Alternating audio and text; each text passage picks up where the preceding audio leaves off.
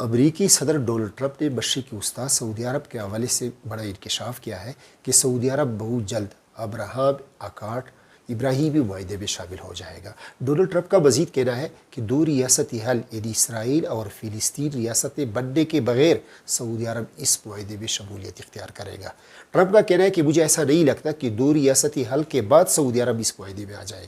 سعودی ولی عہد سلمان سمجھدار ہے، وہ دو ریاستی تجویز کے بغیر اس معاہدے کا حصہ بنے گا۔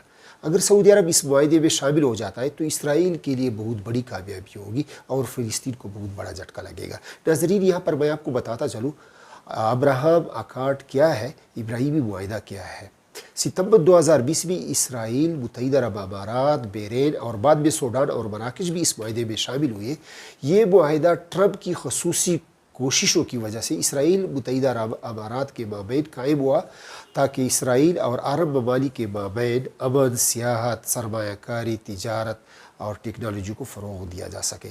اس معاہدے کی روح سے عرب ممالک نے جو ہے اسرائیل کو تسلیم کیا اور اسرائیل نے مغربی کنارے پر فلسطینیوں کا حق تسلیم کیا۔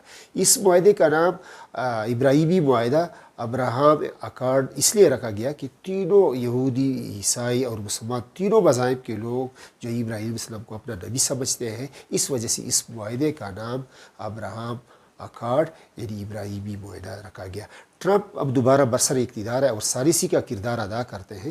وہ چاہتے ہیں کہ سعودی عرب بھی اس معاہدے میں آ جائے اور اسرائیل کو تسلیم کرے۔ ٹرمپ کا خیال ہے کہ تجارت، سرمایہ کاری کی بنیاد پر مشرقی وسطی میں مستقل بنیادوں پر امن قائم کیا جا سکتا ہے۔ اگر سعودی عرب اس معاہدے میں آ جاتا ہے اور اسرائیل کو تسلیم کرتا ہے تو پاکستان کے لیے راہ ہموار ہو جائے گی، کیونکہ آلریڈی حکومت پاکستان نے گراؤنڈ بنایا ہوا ہے۔